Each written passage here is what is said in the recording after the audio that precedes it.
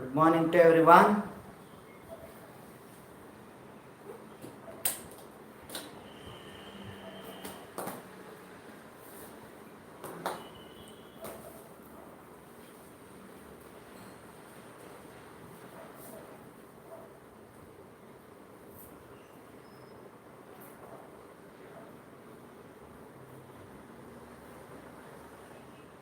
Good morning.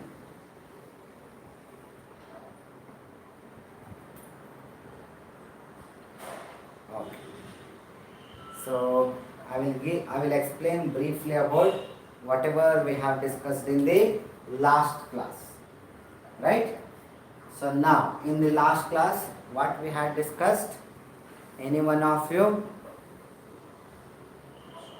We have discussed about the anomalous properties of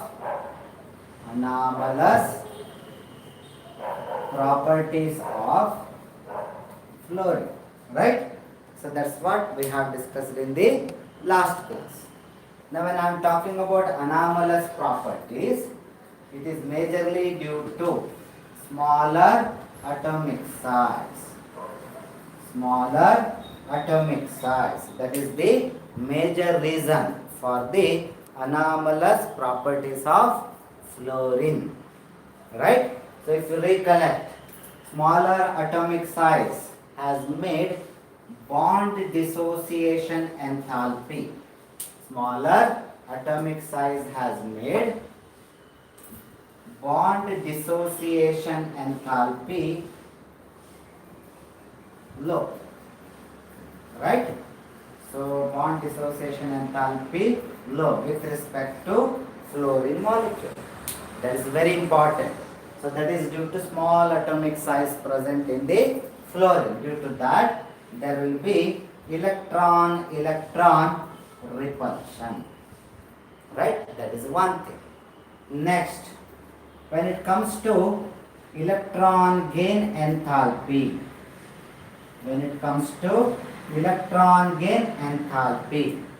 once again, with respect to fluorine, it will be having low negative value or less negative value. What is the reason? Once again, due to small atomic size, which results into electron repulsion. Right?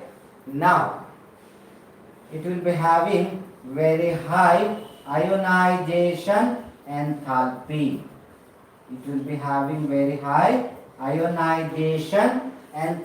Reason is once again smaller atomic size. Right? So now next, anything else we have left over? High ionization enthalpy, low electron gain enthalpy, negative electron gain enthalpy, bond dissociation enthalpy will be low with respect to fluorine molecule in its elemental form. Anything we have left? That is electronegativity. So that is with respect to electronegativity. So where fluorine will be having very high electronegativity, in Pauling scale it will be somewhere around 4. In one of the competitive exam, which one I have forgotten? So they okay, sorry, there was some problem with network. Okay, fine. So when we are talking about electronegativity, there was a question that among the following parameter which does not have any of the units. So the answer should be electronegativity. That was one of the option, because electronegativity does not have any SI units. It is just a value. Okay.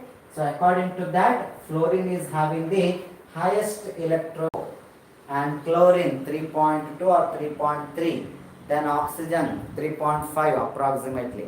So that's where we have the electronegativity. Fine. Now based on that, we have discussed about the anomalous properties. Yes, Kritik, hydration enthalpy. I will come to that. Now when I am talking about fluorine molecule, we have discussed that it is highly oxidizing in nature. Highly oxidizing. Although it might be poor acceptor of electron, compared to chlorine. But still, when it comes to fluorine molecule, it will be highly oxidizing in nature. That is because when we are talking about accepting the electron, there will be some parameters which will come together. So first one is bond dissociation enthalpy. So due to that, fluorine and fluorine atoms, they will get separated. Next, there will be acceptance of electrons by these atoms, so which will become fluoride. And then there will be, that is with respect to electron gain enthalpy, and the last one is hydration enthalpy, where whatever ions are formed, they will become aqueous. So now that's where when it comes to fluorine, here it dominates and here also it will dominate, because fluorine molecule will be having high hydration enthalpy, or I can tell fluoride, it will be having high hydration enthalpy. That means 1 mole of fluoride when reacts with water, high amount of energy will be released. That's where it is called as aqueous. Now they are in soluble form. So that's where hydration enthalpy. High hydration enthalpy, low dissociation enthalpy has made fluorine molecule a very strong oxidizing agent compared to other halogen molecules. All of you will agree? So that's what we have discussed in the last class, right? So now when it comes to anomalous properties, we have discussed that fluorine will form only one type of oxoacid, that is hypochlorous acid, right? Then hydrogen fluoride will be in liquid in state, and other hydrogen halides are gaseous in state. So with respect to anomalous property, these are some of the points which we have discussed, right? So now anyway, when it comes to compounds, we are going to discuss that one now today. Now very important point, another thing which we have discussed here is some of the reaction or many reactions where fluorines are involved. Naturally it will be exothermic in nature. Normally it will be exothermic in nature. That was another anomalous properties, right? So that's where we have fluorine which will always show -1 oxidation state. Then we have fluorine which will be having, or most of the reaction where fluorine is involved, it will be exothermic in nature. We have fluorine which can have only one type of oxoacids compared to other halogen, that is hypochlorous acid. Next one is compound of hydrogen compound of fluorine, that is hydrogen fluoride. It will be liquid in state, and all the other hydrogen halides are gaseous in state at room temperature. So these are some of the anomalous properties.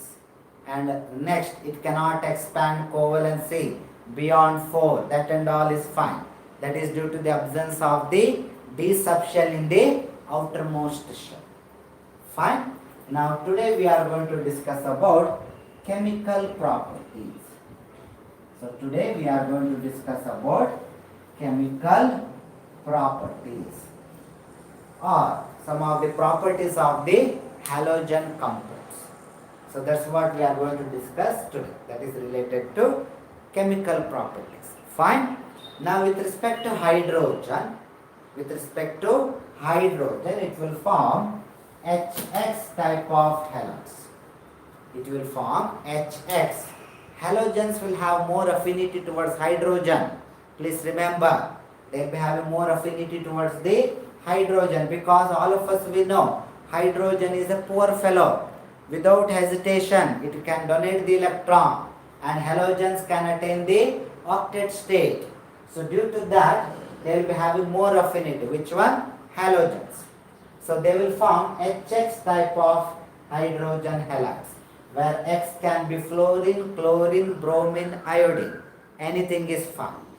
Now if I take hydrogen fluoride, and if I take hydrogen chloride, hydrogen bromide, and hydrogen iodide. Now it's very clear that all of them, they can donate 1 H+, no doubt. All of them, they can donate 1 H+, no doubt. So now, can any one of you tell me, among these, which can be the strong acid? Which can be the strong acid? Any one of you? Which can be the strong acid among these?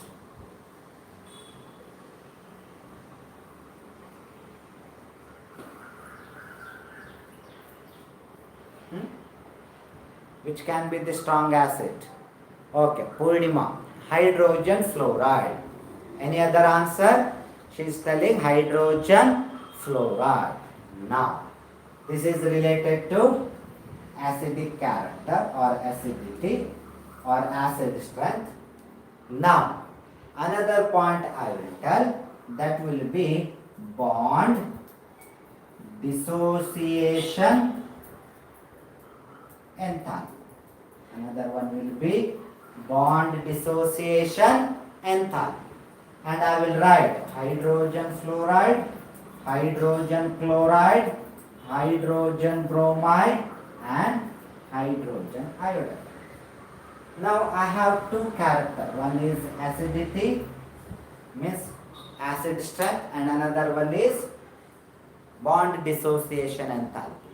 Now first we will go with second one, bond dissociation enthalpy.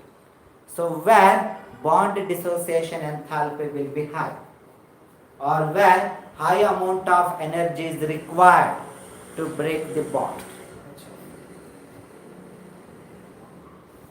Any one of you? Where bond high energy is required to break the bond?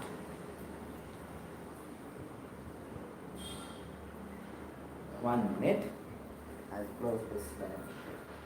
As I told, it may be difficult for them to see. Nice. Can you tell me? When it comes to bond dissociation enthalpy, now I can arrange bond dissociation enthalpy in decreasing order. In decreasing order, as like this. This will be the arrangement. This will be the arrangement in decreasing order, right? So that's where we have the decreasing order, bond dissociation enthalpy. Some of HCl, HF, okay fine, we'll come to that. So when it comes to bond dissociation enthalpy, that's where we have the arrangement. Fine. Now in that case, this is the decreasing order, which tells that dissociation of hydrogen iodide will be easy. Dissociation of hydrogen iodide will be easy. But when it comes to here, it will be difficult. Right? When it comes to here, it will be difficult. Dissociation of hydrogen iodide will be easy. It will donate H plus easily. So due to that, when it comes to acid strength or strong acid, in that case we can write it as hydrogen fluoride as a weak acid as compared to HCl. HCl is compared to weak acid compared to HBr, and which is weak acid compared to hydrogen iodide. So when it comes to acidity, I can tell that whatever we have written, it is in the increasing order. It is in the increasing order. Therefore, please remember, hydrogen iodide is a very strong acid.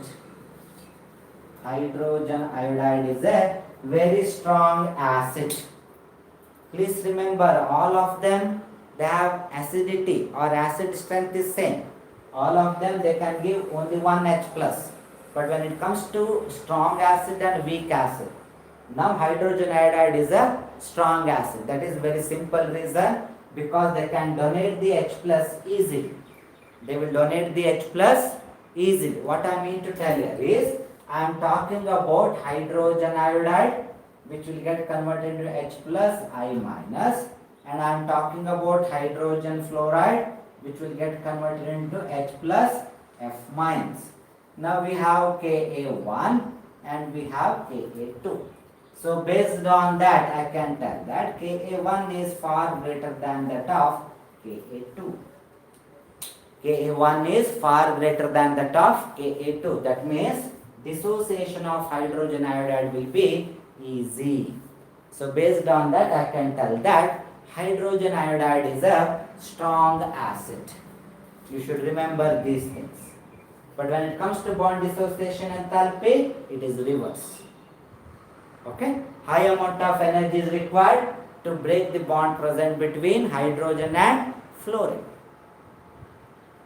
Please remember, whatever HCl we have in the laboratory, it's not an ionic compound, it's a covalent compound. We have covalent bond present between hydrogen and chlorine in HCl. Please remember, they are not ionic compounds.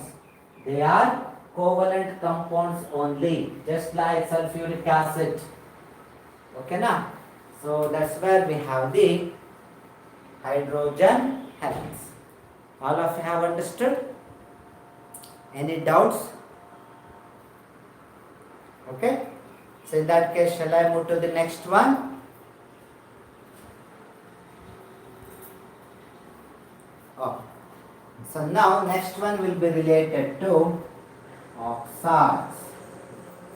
I think someone had asked at the yesterday's class, that was related to fluorination, right? So that's what we are going to discuss here.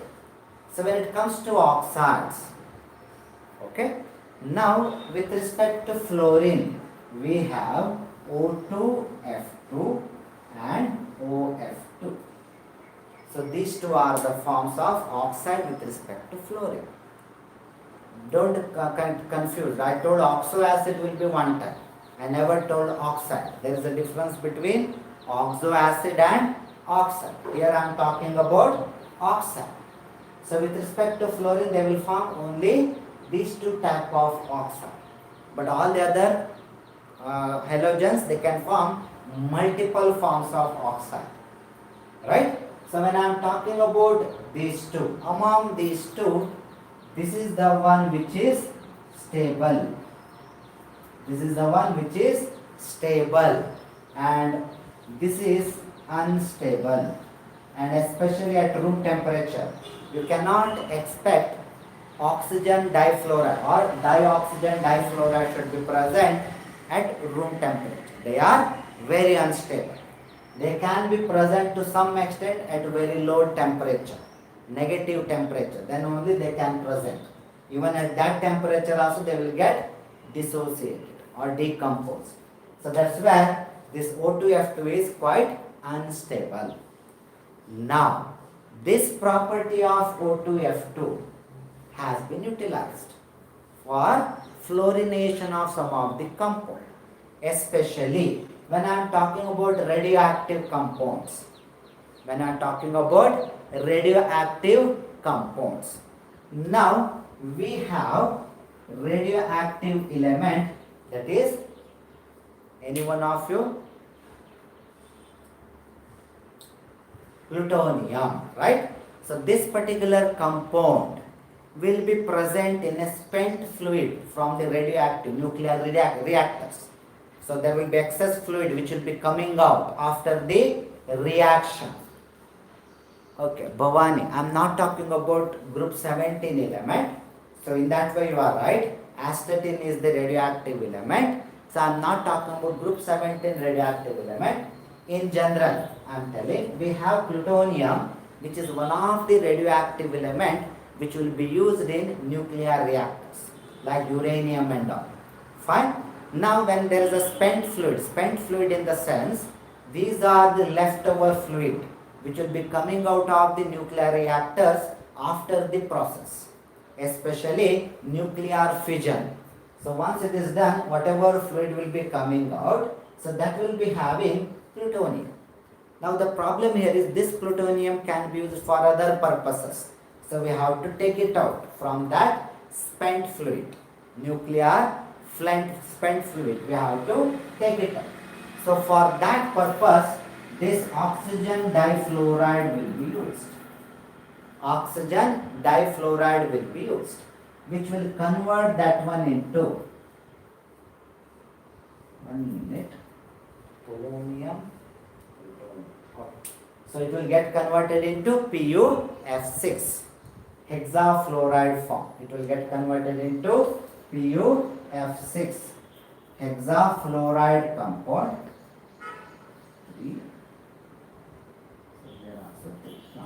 That's where we have the reaction. So that's where there will be fluorination of this radioactive compound will take place. So now this particular PuF6, whatever PuF6 is there, they are volatile. They can be easily taken out from the spent fluid. That's where we have the application. So that's where we have the application. Okay? So that's where we have the application of oxygen difluoride. One of the application. It will be used as a fluorinating agent. It will be used as a fluorinating agent. Okay? So, and that's where whatever radioactive element which was coming out of the spent fluid, so that can be re-isolated. That can be re-isolated because it is volatile. And another advantage here is it will be done under cold condition. Then also this reaction can take place. Please remember, we have another way of fluorinating the whatever compound is there. We have another way to do that one. So that is by using directly fluorine element itself, F2. But that will be done at bit high temperature.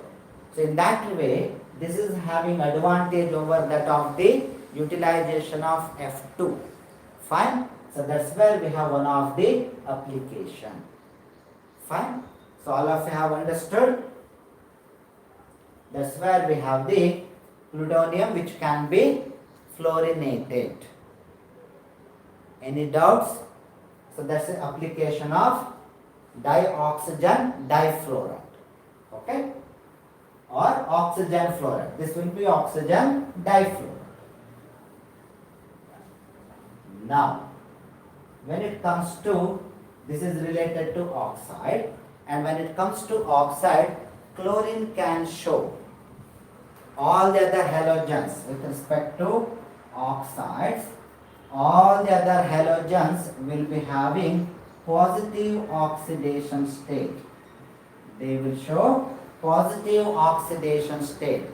But fluorine is the one, even in oxide it will be having negative oxidation state. That is -1. So that's what we have written in the anomalous properties.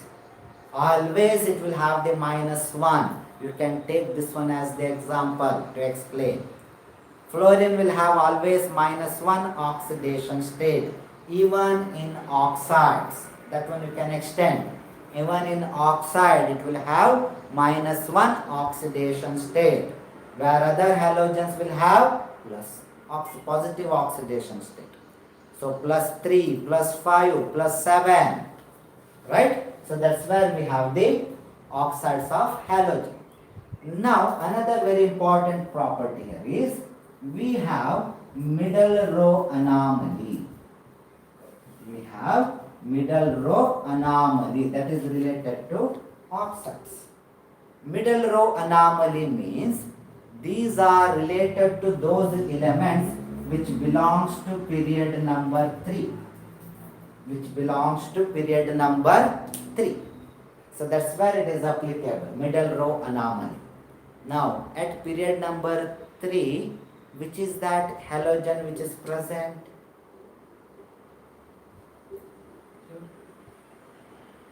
Which is that halogen which is present at period number 3 among the halogens? Which one you took?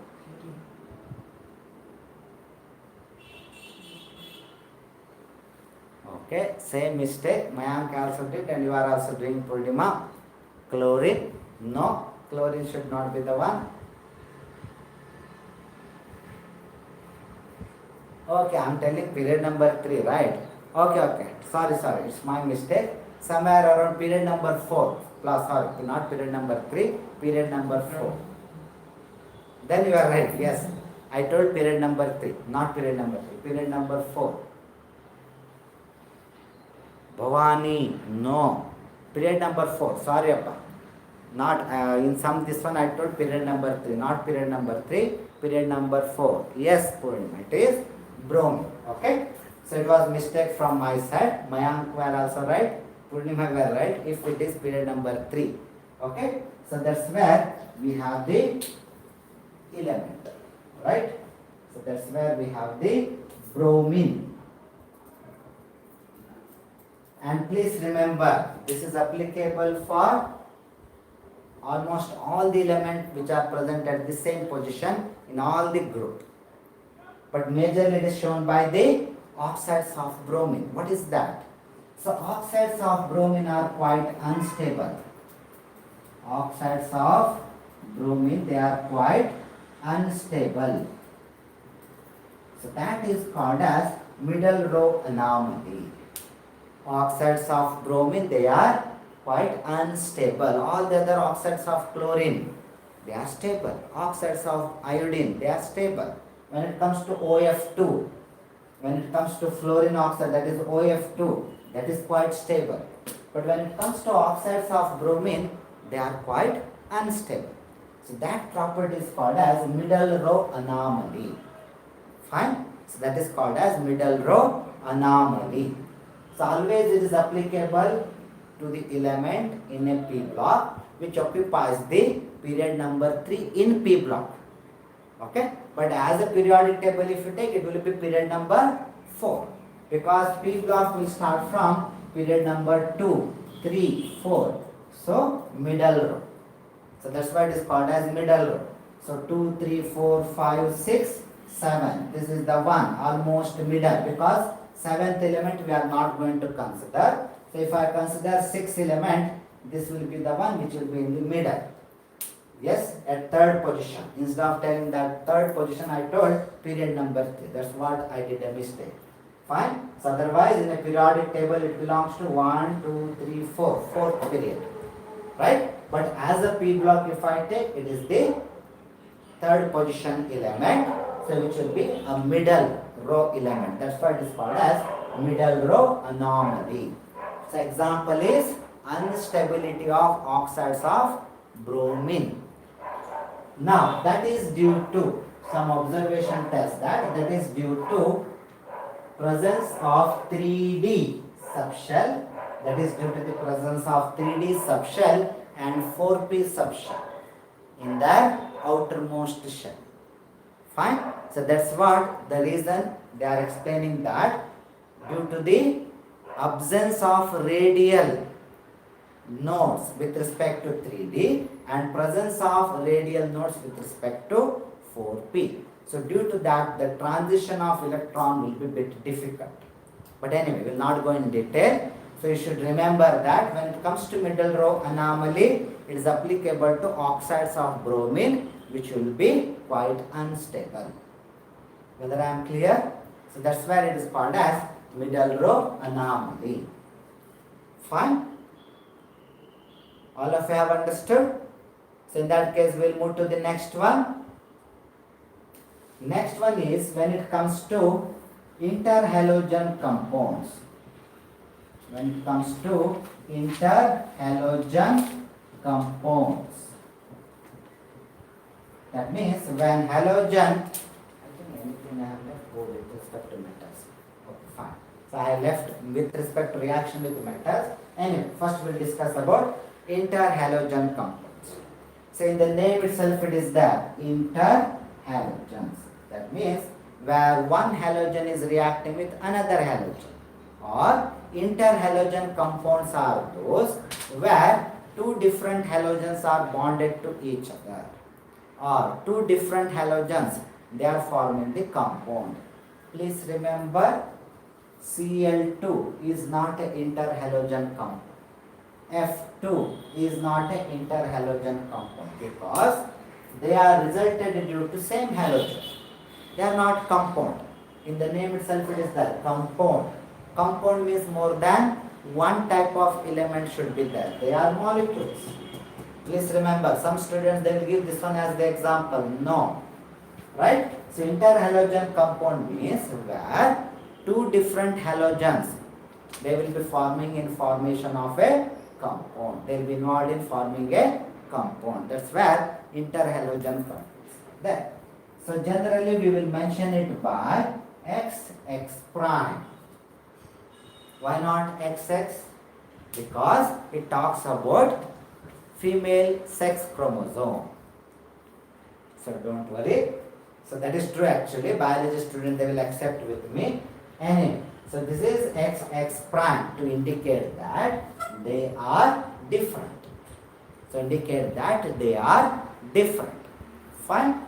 Now, when I am talking about interhalogen compound, it can be XX prime, it can be XX prime 3, okay?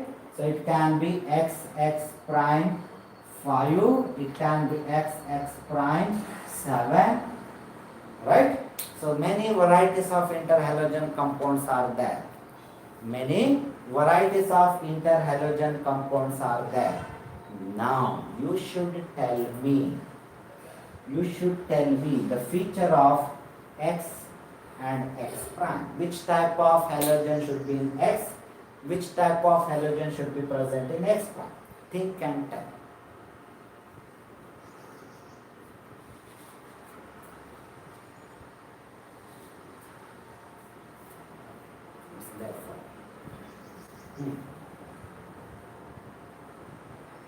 Which type of halogen? I am talking about. Why only 1, 3, 5, 7? Okay. I will come to. Even 2 is there. I have not written. Okay. Even 2 is there. I have not written. That's all.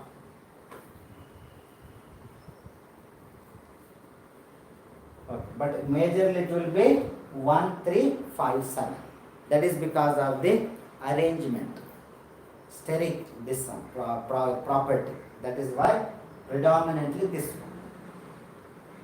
Okay? But good question. Why only 1, 3, 5, 7? Yes. But you should tell me with respect to electronegativity or atomic size.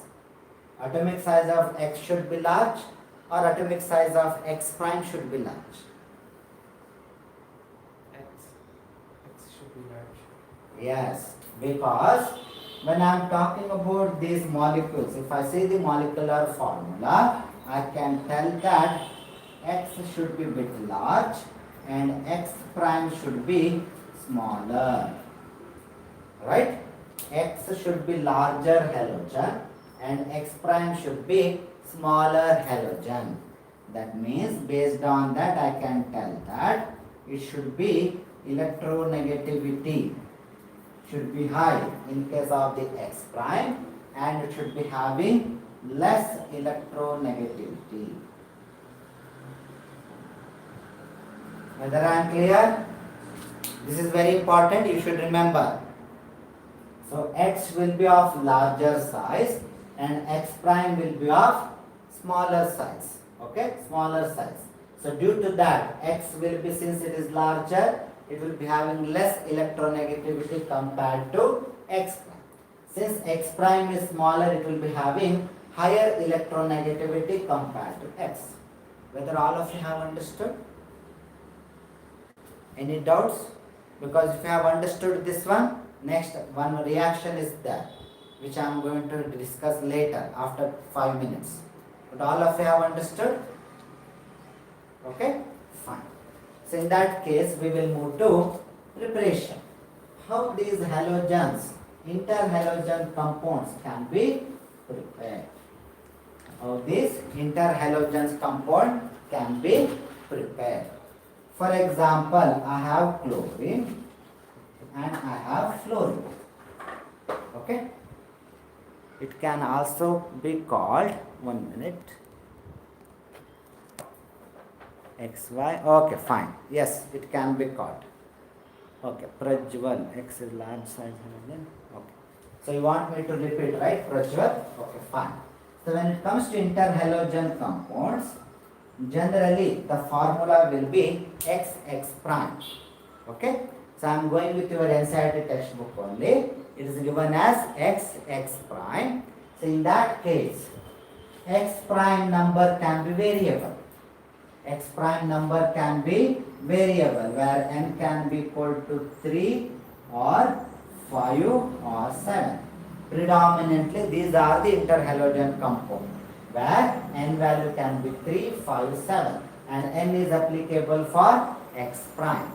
X will be constant, right? So in that case, what I told is X will be of larger size and X prime will be of smaller size. That is quite natural. Say for example, if I have the central atom as smaller, right? If it is getting surrounded by larger element, then it will be difficult. Then it will be difficult. In another way round, if I larger sized central atom which is surrounded by smaller atoms, then it will be easy.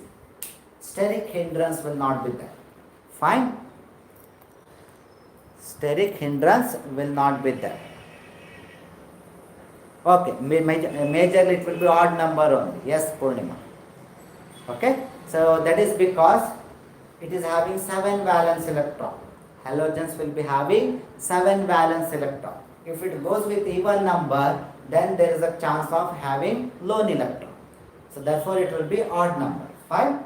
So therefore we have the arrangement. Whether I am clear, Prajwal? You have understood? Fine? So due to the larger size, it will be of bit less electronegative, and due to the smaller size, it will be of higher electronegativity. Fine? Whether I am clear now? All of you have understood? Okay? Okay, fine.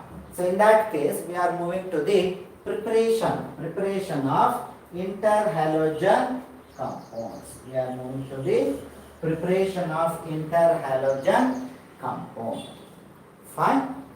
Now, when chlorine and fluorine, if you take that one in equal amount, 1:1 ratio, then we are going to get CLF. Then we are going to get CLF, 1:1, equal amount of chlorine and fluorine. Right? So that's where we have the reaction. Okay? Now, normally this reaction will be done somewhere around approximately 430 Kelvin. Approximately 430 Kelvin. Now, same reaction, same chlorine, but if I take excess of fluoride, now I will be having the different condition.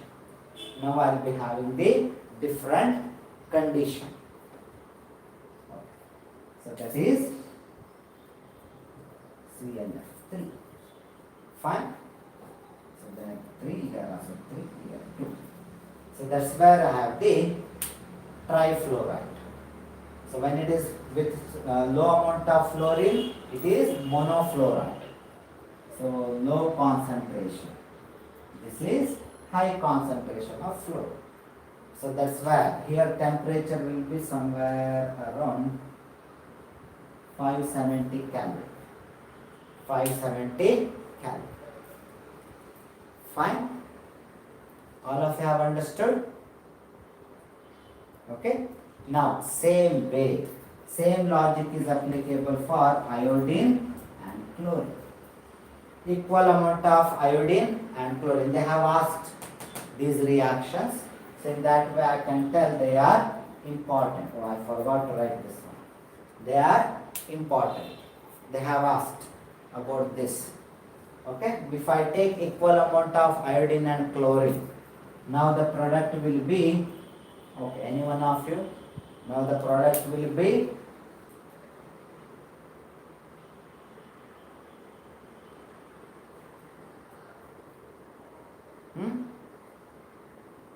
what will be the product? It will be ICl, iodine monochloride. Okay? And very important one. Anyway, reaction condition is not much important. Even in textbook they have not mentioned. But normally it will be done at a low temperature. Normally it will be done at low temperature. No need to maintain the high temperature. So that's why reaction can take place even at low temperature. Fine. So that is related to iodine and chlorine. If I take same iodine, if I take excess of chlorine, what can be the product you expect?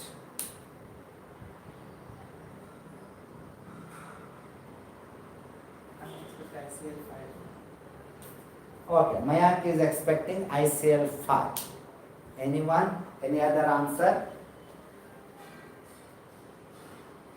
Maybe Mayank is giving ICl5 because thinking that iodine is of larger size. Any other answer? Same product. Okay. Yes, actually it will give same product. That is ICl3. So here 3. So here 2. So ICl3. Fine. But with respect to fluorine, I accept. It will give iodine pentafluoride, IF5, and even it can go up to IF7. Please remember, when it comes to XX prime 7, only the interhalogen compound which will be stable will be IF7. IF7. When it comes to XX prime 7, only stable interhalogen compound will be IF7, iodine heptafluoride. Now, can you tell me what is the reason? Why they are the only stable interhalogen compound? What might be the reason?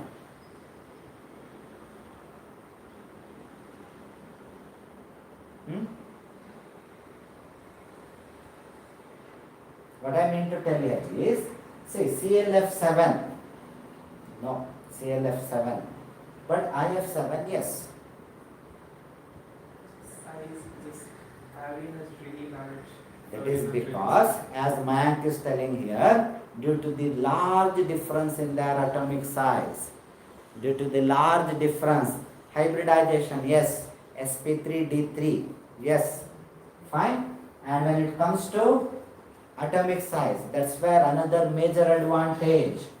So iodine, atomic size is very large, and fluorine, atomic size is very less. 6, 7. So only to make you understand, I am writing like this. They are not present like this. Okay. So that's where steric hindrance will be less, because iodine atomic size is very high.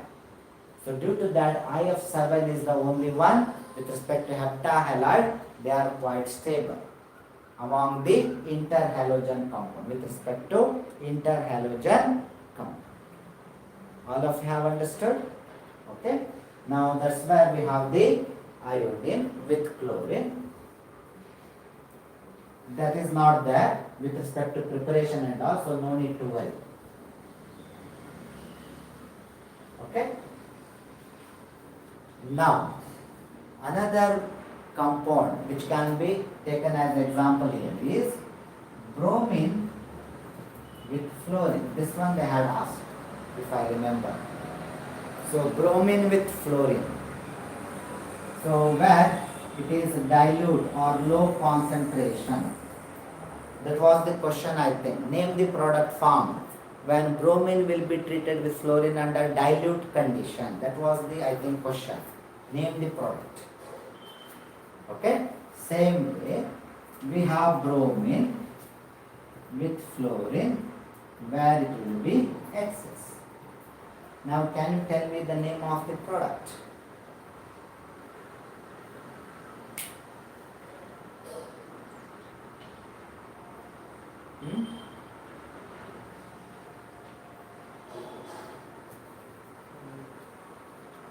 BRF. Okay. According to BRF, But first one. Okay. BRF5. BRF5. Okay. Mayank is telling BRF and BRF5. Any other answer?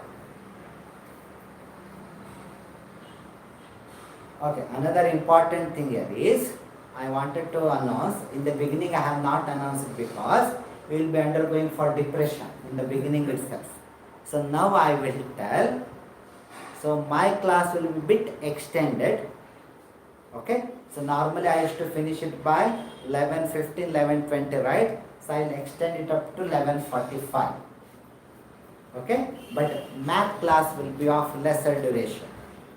Math class will be of lesser duration. No need to worry. So overall class duration will be same. But only thing here is chemistry class will be bit extended. Math class will be bit contracted. Okay. So that's where I wanted to announce. So don't go for depression. So that's why I'm asking the question now. So that to make you active. Can anyone tell me which compound you expect when bromine and fluorine under dilute condition? This was the question for 1 mark question. Okay, whatever Mayank has told with respect to first one, it is wrong because it will form BRF3 trifluoride. It will form BRF3. That's where you should be careful. It is different from others. So blue blade. What is that sign here indicates? Oh my God, Antana. Okay. So you have to bear with me for today. Okay, na? So that's where we have the trifluoride. Okay. So you should remember this one. They are a bit different compared to earlier two reactions. That might be the reason they had asked on this in your board exam itself. Okay? Okay, all right. Thank you. So when it comes to bromine and fluorine, this will be the answer when under dilute condition. So I will make it as 3, here I will make it as 2. Now, guess. There it is 3. What should be here? Huh? Pattern is same. I will tell other two reaction with iodine and chlorine, whatever we had discussed. So same pattern with respect to the product. There it was CLF and CLF3. Difference was 2. So here it is BRF3, then it should be BRF5. So that's how you can remember BRF5. So now here it should be 5, here it should be 2. Fine. So how to remember this product? When it comes to iodine and when it comes to chlorine, it will be same. So no need to worry. If you remember anyone, you can remember another one also. But when it comes to bromine, they are different products. But if you observe it carefully, the fluorine difference, number of fluorine difference is 2. There also, if you observe it carefully, CLF and CLF3, here also difference is 2. So that's what you can remember, right? So under dilute condition, whatever fluoride will get, exactly 2 number will be increased when it comes to excess of fluoride. Same as here. Only thing here is, here it is CLF, CLF3, here it will be BRF3 and BRF5. So they had asked about this one, if I am remembering. Under dilute condition, name the product form when bromine is treated with fluorine under dilute condition. Then this will be the product, BRF3. Either you can write the name of the product or you can just write the formula if you remember. That will be fine. Okay? So this is with respect to interhalogen compound, but still we are not done. Now important one here is, I have X prime. We'll go with the general formula, interhalogen compound. It will be treated with water. That means it will go for hydrolysis. Okay. Now we are going to have H something, you should write, you should fill the gap, plus there will be formation of HO something. That's important. Now I will come to know. How many of you have understood when I told atomic size of X and X prime and their electronegativity? I told in the beginning. So if you have understood that one, you can write here.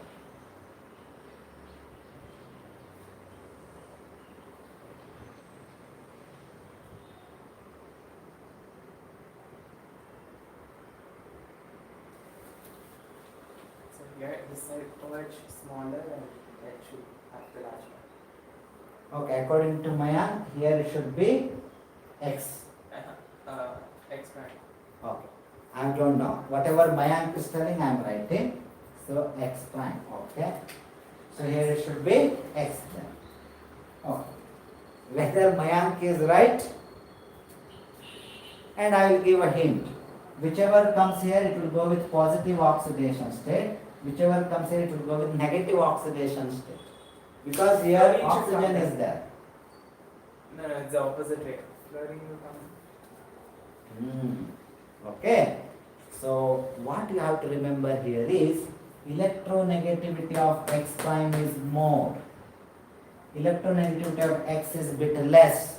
So therefore X will go with oxygen. It can easily attain the positive oxidation state. Yes, absolutely correct, Bharat. Fine. So that's where we have the HOX here and we'll be having HX prime here. Fine. So this one you should remember. You should not forget. This one you should remember. That means if I take CLF as the example, when it is added with water, naturally I am going to get hydrogen fluoride and HOCl, hypochlorite. So hydrogen fluoride and hypochlorite. So that's what I am going to get the product. So this is the general equation. This is a specific equation. Fine? All of you have understood? Okay?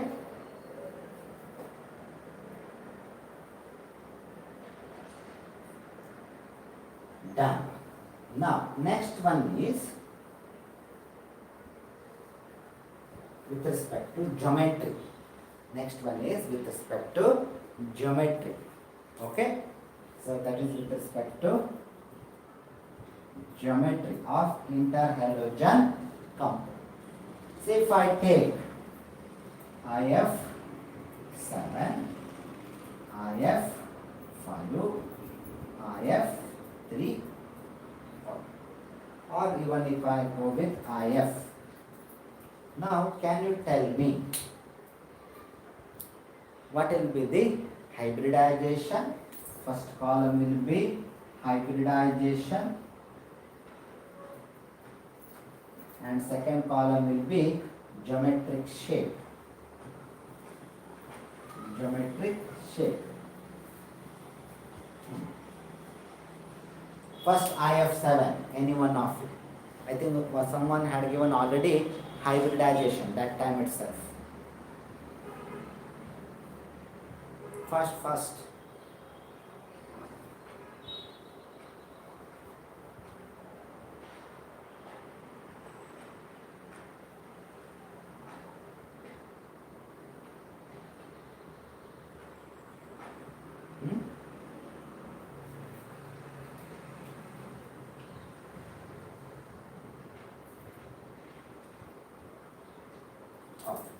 So with respect to hybridization, calculate the number of covalent bonds.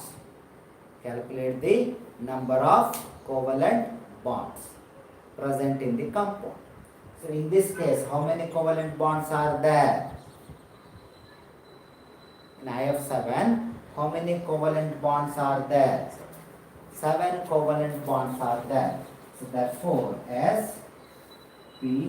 sp3 D3 hybridization, because 3 plus 3 6 plus 1 total 7. sp3 D3 hybridization. Yes, Purnima. I think you only gave that term only, that sp3 D3. Yes. So sp3d3 hybridization. What should be the geometry?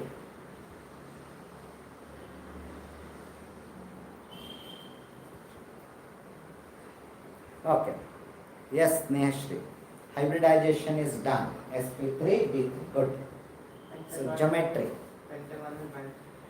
Yes, it will be pentagonal bipyramid.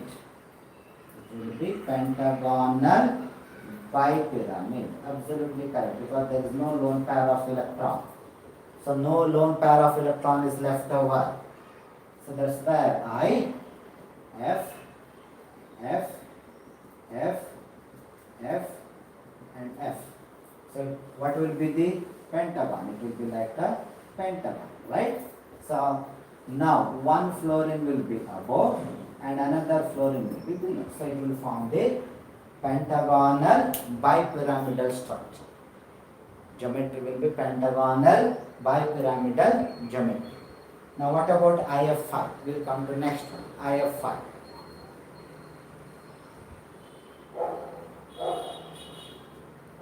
First IF5.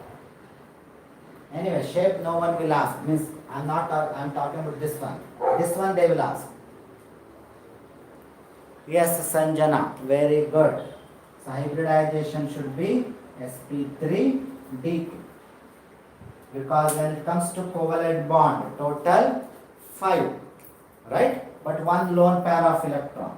So 3 plus 2, 5 and 1, total 6. One lone pair of electron will be left over, right? So due to that, even that lone pair of electron we should consider with respect to hybridization. Already someone had given the geometric shape, Bhavani, right? So she is writing as a square pyramidal. Really? It is square pyramidal? I will make you confused now. For example, I have iodine, I have fluorine, fluorine, fluorine, fluorine. Here one lone pair of electron and fluorine. So that's where I have square bipyramid, right? It should be square bipyramid because one lone pair of electron.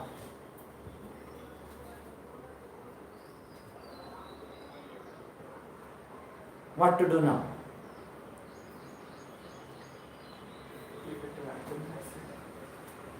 But what she has written, Bhavani, what you have told is correct. It will be square pyramidal because on the other side we have the highly electronegative element fluorine.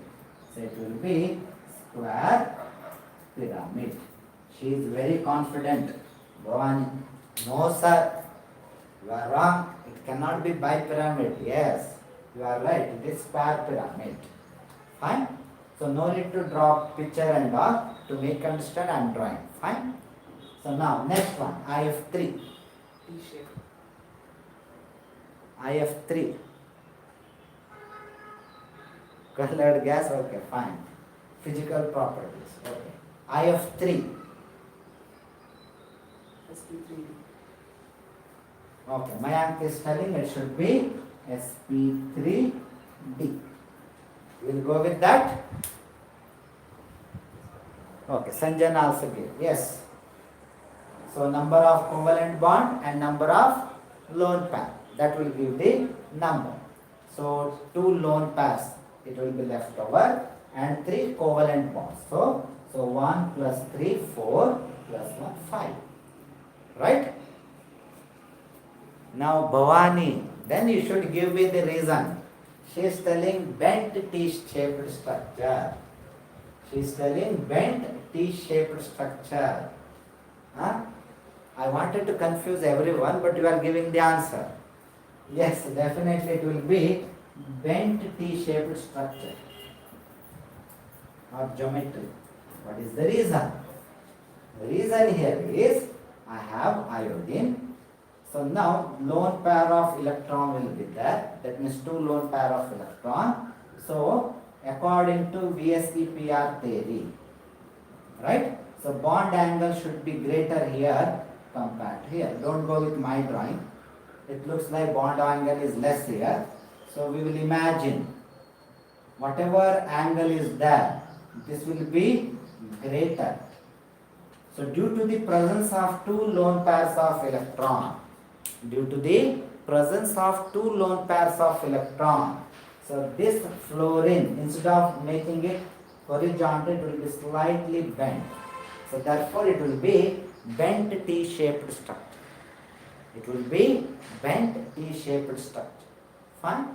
So that's why we have the IF3. Now what about iodine fluoride? No, first hybridization. SP3. SP3. Okay. Mayank is telling SP3. We'll go with that. It is SP3. Then he is telling it will be having linear structure. How is possible? SP3 will be tetrahedral, na? Methane, tetrahedral. Huh? What to do now? IF, SP3. What should be the shape?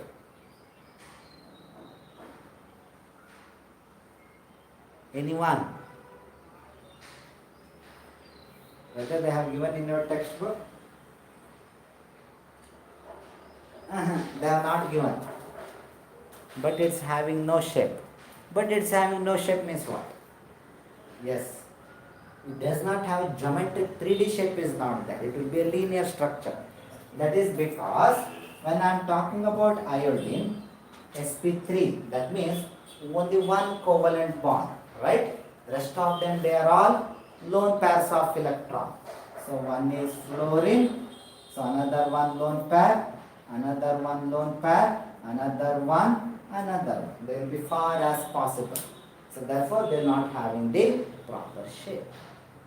Okay? So that's where we have the structure. You drew 4 lone pairs. Oh, okay. 3. So this will be the case. Right? So that's where they don't have the proper geometry. Fine? So that's where we have the iodine monofluoride or iodine fluoride. So that one you should remember. Rest of them. You may not be expecting question on this, but remember about this. Geometric shape you should remember. Fine? So that's where we have the interhalogen compound. A bit important topic for your examination point of view. So if that is the case, what I will do is, even I will finish it off oxo acids also, here only. I will finish in chemical property, one oxo acids of halogens. So this is also important. Just like interhalogen compound, this is also important. They had asked for 1 mark. So oxo acids of halogens. Now all of us will know when it comes to oxo acids of halogen, fluorine will form only one type of oxo acid, which is that one. Short memory. Which is that one? Which is that oxo acid which is only formed by fluorine? No other oxo acids will be formed. Anyone?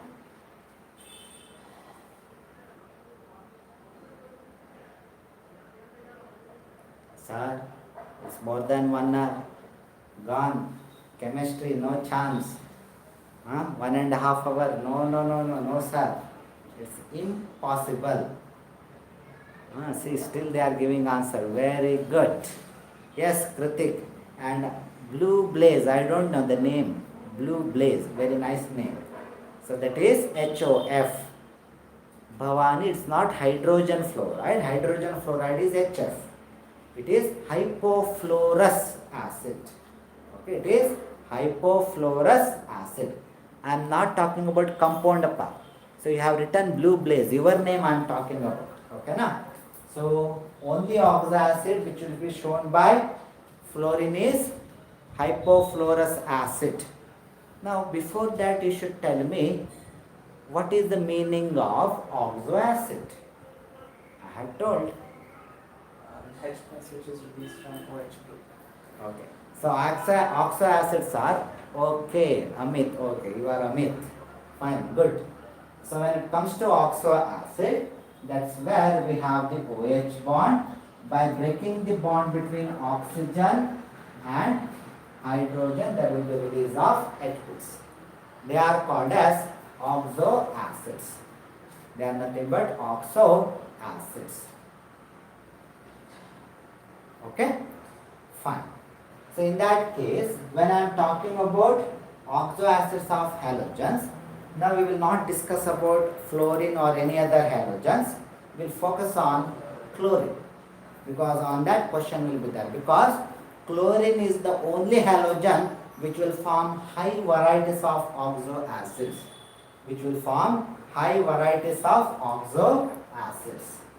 Now, anyone they can ask.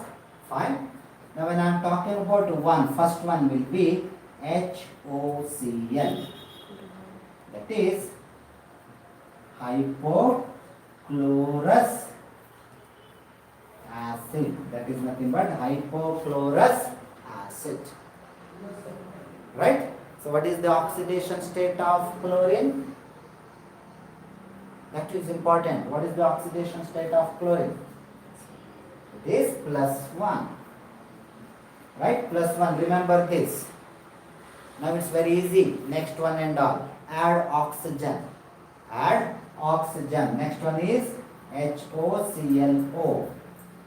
OH will be constant because we are talking about oxoacids. Add oxygen on the other side to the chlorine. Or some people HClO2. That is also fine.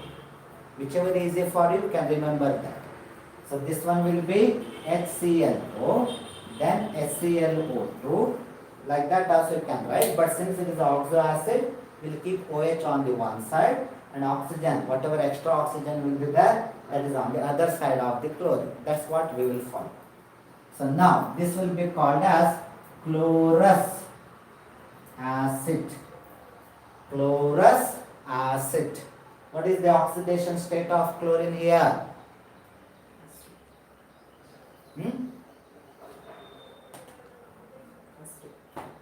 So what do you mean by hypo? I will tell. Okay, Mayak is already asking what do you mean by hypo. I will tell all those. First, we will write the molecule. So it will be +3. Very good. So this is +3. So that means from +1 to +3. +1 to +3. Next, OHClO2. Another oxygen I am adding. OHClO2. Another oxygen I am adding. Now tell me, this is nothing but chloric acid. This is nothing but chloric acid. Now what is the oxidation state here for chlorine? So for each oxygen -2, that means 2 2s are 4, another -2, that means -6, but hydrogen is there +1, so it should be +5. I am interested in chlorine, not with any other element. So +5. So that is chloric acid. Now OHClO3. This is perchloric acid. So in your exam, any one of these you can expect. Okay? So perchloric acid. Fine. So what is the oxidation state of chlorine here? Yes, it is +7. It will be +7. So if you observe it carefully, chlorine is coming from +1, then +3, then +5, then +7. Right? All the oxidation state, positive oxidation states will be shown by chlorine. More than +7 it cannot go. Maximum is +7. That means I am giving a hint. Maximum oxidation state for chlorine is +7. Right? and chlorine will be the central atom here. In all this compound, chlorine will be there. Except this one, all the other compounds, chlorine will be there. Say for example, if I take HOCl, so OHCl, right? So due to the presence of 1, 2, 3, 4, 5, 6, oxygen will be having 2 lone pairs of electrons. So chlorine will be having 3 lone pairs of electrons, right? So that's where we have the hypochlorous acid. Fine. Next, when it comes to chloric, now okay fine. First I will clear why it is called as hypo. If I observe, lowest oxidation state for chlorine is in this compound. So hypo stands for very low oxidation state among the compound what we have. Therefore they will be calling it as hypochlorous acid. Hypo stands for lower oxidation state. Now, if I consider OUS and IC, it is just like cuprous, cupric. So in cuprous plus 1, cupric plus 2. That means cuprous stands for which is having lower oxidation state compared to chloric, IC. But here we have perchloric. So this perchloric is only to differentiate between chloric and this particular element. That is because it is in much more higher oxidation state. So it is in higher oxidation state, but it is much more oxidation state compared to this one. So therefore they will mention it as perchloric. Okay? So that's why it is called as perchloric. Fine? So upar, Hindi. Chloric se upar. So you can remember like that. Perchloric. So that's where. When I am talking about second one, structure they had asked, that's why I am writing the structure. Right? So now HOCl I have written. Another one oxygen is left over. So we will go with the one oxygen. Whether they are stable, whatever I have written, whether they are stable, no, because chlorine is also left over with 1 electron, oxygen is also left over with 1 electron, right? So no compound will be stable if their elements are left over with 1 electron. So naturally 1, 2, 3, 4, 5, 6 and another 7 is there. So 1, 2, 3, 4, 5, 6, right? So therefore they will make the double bond, right? So that's where we have the chlorous acid. Now same logic is applicable for chloric acid. Same logic is applicable for chloric acid where we will be having OH, Cl, and now 2 oxygen will be there. Now 2 oxygen. If you observe the chlorine, so 1, 2, 3, 4, 5, sorry, I will not write here. So it will be 4, 5, 6, 7. Alright? So chlorine is happy because there is no lone electron. Right? But when it comes to oxygen, 1, 2, 3, 4, 5, 6. 1, 2, 3, 4, 5, 6. So oxygen is unhappy because they are left over with lone electron. So to avoid the presence of lone electron, they will make the double bond with chlorine. Each oxygen will make the double bond with chlorine. So that's where we have the chloric acid. Right? Now same thing is applicable for perchloric acid. OH, Cl, oxygen, oxygen, oxygen. Right? Now 1, 2, 3, 4, 5, 6, 7. Right? 5, 6, 7. So oxygen 1, 2, 3, 4, 5, 6, 1, 2, 3, 4, 5, 6, 1, 2, 3, 4, 5, 6. So that means chlorine, if it is not making the bond with the oxygen, only single bond if it is there, then it will be left with 1 lone electron. Right? but all the 3 oxygen will be left with lone electron each. So therefore, all this oxygen will make the double bond with the chlorine. So that's where we have the perchloric acid. So that's where we have the perchloric acid. Whether I am clear?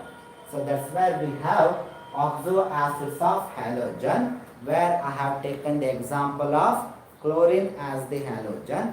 So oxo acids of chlorine we can mention, whatever I have written on the board. And they have asked for 1 mark structure of this, any one of these compound, which is that one I have forgotten. But they have asked. And you should remember about the oxidation state. You can expect the question on that also. What is the oxidation state of chlorine in chloric acid? Then you should write +5. But to remember +5, you should know molecular formula, right? So based on that, you can remember the oxidation state. Whether I am clear? Fine? Okay. So give me another 5 minutes. So this one, any question? Any doubts? That is related to oxo acids of halogens. Now we will move to the next one. Among the chemical properties only. So next one will be last one with respect to chemical properties, reaction with the metals. Reaction with metals. Can anyone tell me what will be the reaction with metals?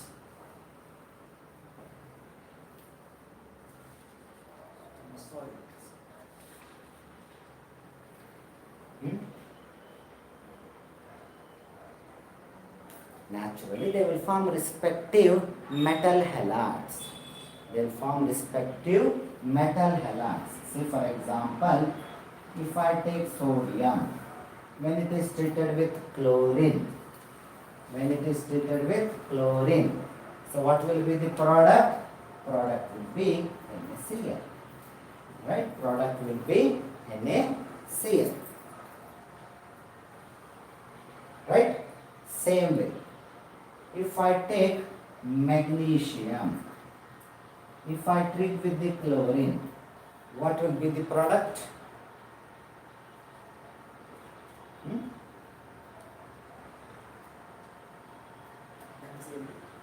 will be MgCl. It will be MgCl. Right? So that's where we have the product. Why? Because magnesium is a alkaline earth metal. So +2. So therefore it will be MgCl2. Right? Yes. Oh, Bhavani already she has given balanced equation also. Yes. 2MgCl2. Very good. So 2MgCl2. Fine? So these are the reaction. The important point, what I want you people to remember here is, these are the metals where they will be having constant valency. Means sodium always it will go with +1. Magnesium always it will go with +2. But we have some of the metals which can have multiple oxidation state. Right? See, for example, we have lead chloride. Then we have lead tetrachloride. So lead dichloride is also there. Lead tetrachloride is also there. If I observe, in this case lead will be with +4. In this case lead will be with +2.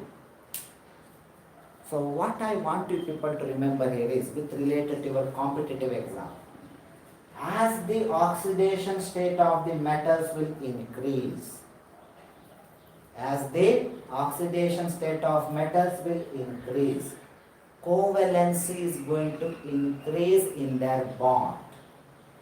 Covalent character will be going to increase with respect to their bond. That's what you should remember. That is based on the Fajan's rule, which was there in first period. It is related to Fajan's rule, which was there in first period. Right? because as the positivity is going to increase, atomic size is going to decrease. You can take it for 5 minutes for try. That time you can take 10 minutes break. Now I will do 11:45. Oh. You can take after 10 minutes. Okay, I will take 12 o'clock. I'll send the message. All is continuous. So that's where we have the important point, what I want you people to remember. Fine? So I will tell that they are having more covalent character. They are having more covalent character. Fine? This is important part which you should remember. Fine? So that's where we have the metal halides. Any doubts? Anyway, I will stop here. Don't worry. Don't take tension. Sir, already 11:45. You told 11:45 you are going to leave. So I am leaving. Don't worry. That's where covalent character will increase when a metal will be with higher oxidation state. When a metal will be with higher oxidation state. This is applicable only for those metals which will be having multiple oxidation state, which has the capacity to go for multiple oxidation state. Okay? So any doubts related to today's topic? And I think Tuesday we can finish it off because we are left over with chlorine and then group 18. And in group 18 not much is there. Reactions are less in group 18. Okay, we'll try to finish on Tuesday. P block element. Fine? So any doubts?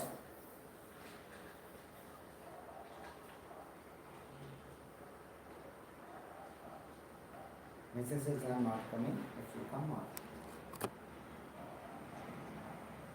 Okay. Thank you. Thank you very much. Take care. Bye. And after, at I think around 12 o'clock, sir will take math tests. Okay? Fine. Thank you.